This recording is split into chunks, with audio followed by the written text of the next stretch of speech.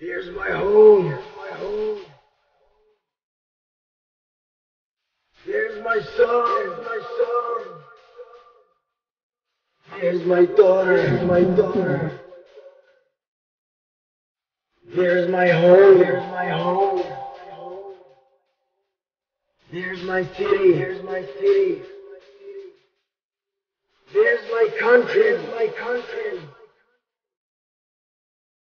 There's my soul. There's my soul. There's my freedom. There's my freedom. There's my East Turkestan.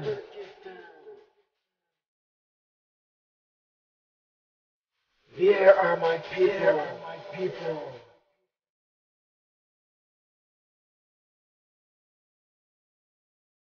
Assalamualaikum barliq dunyodagi qarindoshlar. Sizlarga samimiy salom, oliy ehtirom. Men bugun mush guvohlikdan o'tishning ahamiyatini sizlarga tunishtirmoqchi. Guvohlikdan o'tish oldi bilan sizning o'zingizning onangiz, dadangizning urug' tuqqanlaringizni qutuldirib qoladi. Xitoy pichoqni tayyorlab turgan, ularning hamma a'zoyini satmoqchi bo'lib turgan qotil Xitoydan sizning tuqqaningizni, yo'qolib ketadigan tuqqaningizni tepirdi. G'oyib bo'lgan tuqqaningizni tepirdi. O'limga hukm qilmoqchi bo'lgan tuqqaningizni qutuldirdi. Urib o'ltirib atmoqchi bo'lgan tuqqaningizni qutuldirdi. Siz vatandakilarga yordam qilolmaysizmi? Kim guvohlikdan o'tgan bo'lsa, shuning tuqqanlari hayot qayb qoladi. Chunki Xitoy untinsiz, izdiraksiz o'lim jazosiga hukm qilib, gunohsiz odamni o'lim jazosi, muddatsiz qamoq jazosi deb hukm qilib, ichiga akiriblan ularning yashaning 3 oy bag'rini sotaman deydiganga yo'l qo'ymaydi. Yo'qotishdan dunyo uning so'rig'ini qiladi. Falonchi qilib, po'konchi qilib. Shunga o'zligidan to'plashgan Finlandiyadagi Xolmurod Uyg'ur boshchiligida butun dunyoga e'lon qilgan bu guvohlikni o'tishga hozir Gollandiya va Turkiyada qarindoshlarimiz bir guruh tashkillabdi. Guvohlikdan o'tish guruhi. Darhol siz bularni izlang. Bular kelib guvohlikdan o'ting. Tuqqanlaringizni qutuldiring, ota-onangizni qutuldiring. Siz Allah'ın oldida Allah razılık uchun burchingizni ado qilganlik, bir kishilik o'zingizning vijdoningizda tozalaganlik bo'lasiz. Shunga guvohlikdan o'tishingizni umid qilmayman, sizga shunga tavsiya qilaman. Assalomu alaykum. Mening ismim Erkin Sidiq. Men Amerikaning Los Angeles shahrida turman. Aslida yurtim Aqsu shahrida tug'ilib va o'sgan. Keyin oliy maktabni Urumchida o'qidim. Meniki bevosita qarindosh tuqqanlarim va boshqa tuqqanlarim bilan aloqalashib boqmag'ili 2 yil bo'lay deb qoldi. Assalomu alaykum. Hurmatli dunyoning har qaysi joylaridagi qarindoshlar. Mening ismim Habibulloh Ahmad, vatanimizning Kuchar nahiya Ko'kgumbaz 2-kanatdan. Mening vatan bilan bo'lgan aloqam 2014dan boshlab uzilgan. Hozir men İstanbulda opam bilan bir yashayman. Vatanda bir hadam 3 singlim bor. Unda men shu yetgan ba'zi xabarlarda bizningki oiladan inim Zakariya Ahmadni, kuyovimiz Ezqari, hammamning o'g'li Yusufjon Hamdol va uningdan boshqa tog'amning 9 o'g'ilni, masalan Umar Yasin, Abaydulla Yasin, G'ofur Yasin degandek, shu 9 o'g'ilni qo'shib turmuğa yoki shu tarbiyalashga olganligini anladim. Ondan başqa vatanimda başqalar hayotmi, o'likmi, uni o'qimayman. Yana bir hammamning o'g'li Fatih, uning ismi qachiyotdi.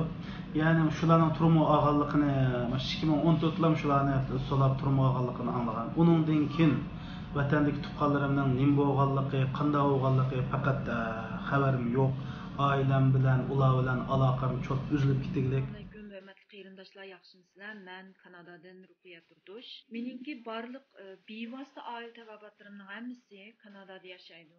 Ammo meningki jiroq urug' tuqqanlarim, navri tuqqanlarim Sharq Turkistonda yashaydi. 2017-yili 31 navri tuqqanimning Xitoy hukumati tarafidan jazo lagerlariga, turmalarga ilib ketilganligining xabarini oldik. Qolgan urug' tuqqanlarimning, qolgan navri tuqqanlarimning nim bo'lganligi, nada yashayotganligi, o'likmi alamıdı. Bu mening yoki sizning bir nechimizning beshiga kelayotgan kulfat emas. Bu bir butun millatning beshiga kelayotgan. Şuna ben barlıq Uygurlarni qanchalik bilsa, kimni tunsa, öz urug'-tuqqanligi to'g'risida guvohlik berish faoliyatiga chaqirman. Endi bundoq desam, sizning bevosita urug'-tuqqanlaringiz u yerda bo'lmaganligi uchun bizdagi andishini, qo'rqinishni his qilolmaysiz deyishinglar mumkin. To'g'ri, hammamizda mayli bevosita urug'-tuqqanimiz bo'lsin, bo'lmasin, biz shu yerda yashadik, bizning millatimiz shu yerda bor. Hech kimning bu millatni tahlikaga, tahdidga atqisi yo'q. Ya'ni agar desam, bu yerda Xitoy texnik askilib ketami, buningga men sababchi bo'lib qolamanmi deydigan manda bir andisha hammamizning ichida bor. Ammo buni yengish kerak. Nima uchun? Chunki bu yerda bir gap bor. Desak nima bo'ldi? Bu faktni o'ttirib chiqarvasak natija nima bo'ldi? Chiqarmasak natija nima bo'ldi? Bunun ikkisining foydasini solishtirish kerak. Agar demasak, Xitoy butunlay yo'q deydi, maqsadiga yetadi. Chunki Xitoy mushu Xitoy davlatini, ya'ni o'zining Jongo degan bu davlatini qurib, bizni besib olgan vaqtidalam bizni butunlay yo'q deyishni, ya'ni hamma millatni atrofga Xitoy qilib yo'q deytimi, sumirib yo'q qilib bularni degan planni tuzib besib olgan. Bu tarixiy kitoblarda aniq yozilgan. Onundan keyin bular qadam-qadam ilgirlab, hozir aşı yo'q deyishning eng oxirgi bosqichida turibdi. O bizni yo'q etmaydigan, yumshab qoldigan, necha ideyasini o'zgartirib, kamplarda tarbiyalab chiqarib yetadigan manda ish yo'q. Uning uchun Xitoy unda jiq pul sarf qilmaydi. Necha million Uyg'urni solvamaydi Xitoy. Maqsadi yo'q deytish. Ammo Xitoy nima uchun yo'shiradi buni? Chunki faktning o'tirg'i chiqishini xohlamaydi. Yo'qitib etish maqsadi bo'lg'ashqa, mal yo'qolib ketgan Uyg'ur nada deb bu faktning o'tirg'i chiqishini xohlamaydi. Agar yo'qitib etish maqsadi yo'q bo'lsa, Xitoyning necha million Uyg'urni lagerga solib olgandan tenib olmaydi. Ammo necha million Uyg'ur bor. Men bularni hechnim qilmadim. Dunyoning tekshirish o'maklari BDTning tekshirish mustaqil tekshiruvchilar bu yerga kirsin deb buni ruxsat qilgan bo'ladi. Lekin unda qilmayotdi. Yushiryotdi. Necha million Uyg'urni solib olmadim deb yolg'on gapotdi. Demak, bularni jimjimla yo'qotib etmoqchi Xitoy. Onundan keyin o'chrat teshidikilari keldi. Xitoyning maqsadi baribir yo'qotib etish. Shunga agar biz demasak, Xitoy paydo oldi. Ya'ni maqsadiga yetadi, hech qanday fakt o'tirg'i chiqmaydi, Xitoy jimjitlik yo'qotib etadi. Desak, Xitoyning yolg'onchiligini oshkora qilamiz, faktlarni o'tirg'i chiqamiz, bu orqali Xitoy jimjim yo'qotib etishga balki bak jur'at qilolmasligi, azroq oqibat chekinishi mumkin. Agar undaq bo'lmaydigan bo'lsa, Xitoy yolg'onga qilmagan bo'ldi bu yerda. Qo'rqanchi boshqa yolg'onga qotadi. Shunga biz mushu qo'rqanchi bilan elishishimiz kerak Xitoyni. Shunga hammamiz guvohlik berib, Xitoyning bu yolg'onchiligini o'ttirg'i chiqarishimiz kerak. Ya'ni men gap qilsam ota-onamni hech nima qilmamdiki deydigan unda bir umidni o'zim. Xitoydan keldigan bir umidni o'zim bu kelmaydi, oxirida pushaymon qilgan yana biz bo'lamiz. Agar mushu qitimda guvohlik berib, bu faktlarni o'ttirg'i chiqamizsa, biz tugaymiz. Ziyon tortgan biz bo'lamiz, Xitoyning nasibi. Assalomu alaykum. Sharq Turkistonlik aziz qarindoshlar. Mening ismim G'ulom, dadam Osman, taxallusim Zulfiqar, familiyam Yog'ma. Men 96-yili 4-oyda vatandan ayrildim. 2002 Kanadaga keldim. Bu jarayonda sınashga tegishli jimi yo'lni sinadim. Ailemni chiqarmadim. 5 balam ve ayolim vatanda qoldi. Kanadaga kelgandan keyin Kanada hukumati bek ko'p yordam qilgan bo'lsin, Xitoyni ta'sirlantirmadi. 3 yil haftalashib oxiri qilolmadi. Boshqa yo'llarim olsin dedi. Boshqa yo'lni sinab oxiriga chiqolmadi. 2014-yili telefon aloqamiz to'xtagan. Bir o'g'lim bilan qisqa masaj yozishatdik. Bir so'z yoki 2 so'z. Bu masajlashish 2016 yazga kelgan vaqtida o'g'limiz mening vatanda qolgan eng kichik balamning to'yi bag'ini evatibdi. Chunki men birisining to'yini ko'rolmadim. Chidab turolmay shu to'y kunisining cheslasida hamlab turib 2 yildan keyin farzni buzib bir qitim telefon qildim. To'yning ustiga akamning telefon qilsam, asosan hammasi shu to'y ustida ekan. Hammasi bilan 2 qizning ko'rishgan. Ayolim turmadaymış. Bu aniq xabar. Bir balamı, ikki balamı aytavur. Ba'zi mish-mish xabarlarda turmada yoki kampda. Endi biz aniq xabarlashammaganlikdan buni hozirgacha aniqlayolmadik. Yoki mendan yo'shirayotdi endi menga ro'yi besim bo'lmaslik uchun mendan yo'shirayotganligini his qilyapman. Boshqa tuqqanlarimning nima bo'lganligidan hech qanday xabarim yo'q. Qarindoshlar, vaziyatimiz bu.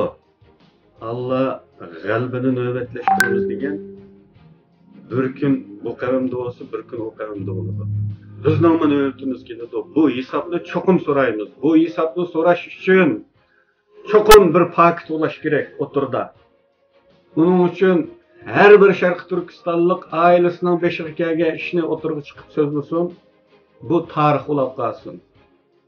Biz ko'ranmasak, bizning avlodlarimiz bu hisobni cho'qim oladi Xitoylar. Assalomu alaykum, aziz qarindoshlarım. Mening ismim Gulchehram, yurtim Guljidim. Hozir Gollandiyada yashayapman.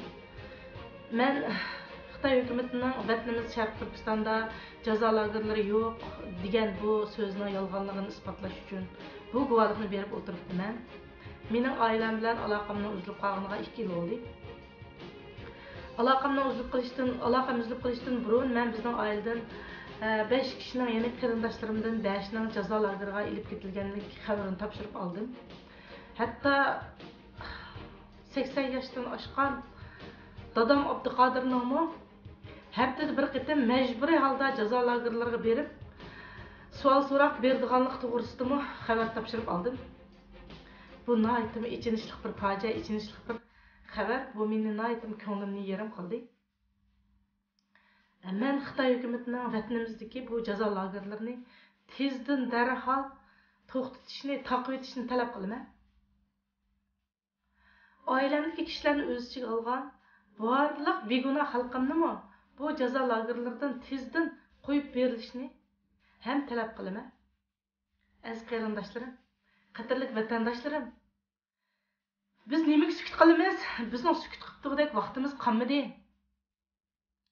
Xitoy tajovuzchilari vatanimizni ajoyib dahshat bostirib, qirg'inchilik qilayotgan mushunda bir vaqtda biz hammani ko'rib turib, anglab turib, shahid bo'lib turib, ya'ni beshimizni ichimizga tiqib olib, sukut qilib o'tiradigan vaqtimiz bormi? Menimcha yo'q. Qadrli qarindoshlarim, kelinglar. Birlikda qo'limizga tutishib guvohlik beraylik. Millatimiz uchun, qarindoshlarimiz uchun, vatanimiz uchun guvohlik beraylik. Bu zulmatdan millatimizni qutqizib olaylik. Shu azob uqubat chekayotgan, turmalarda yetayotgan nasis kampirlarda yetib bizning ovozimizga zor bo'layotgan qarindoshlarimizga bu ovozimizni anglataylik. Kelinglar, kelinglar qarindoshlarim. Birlikda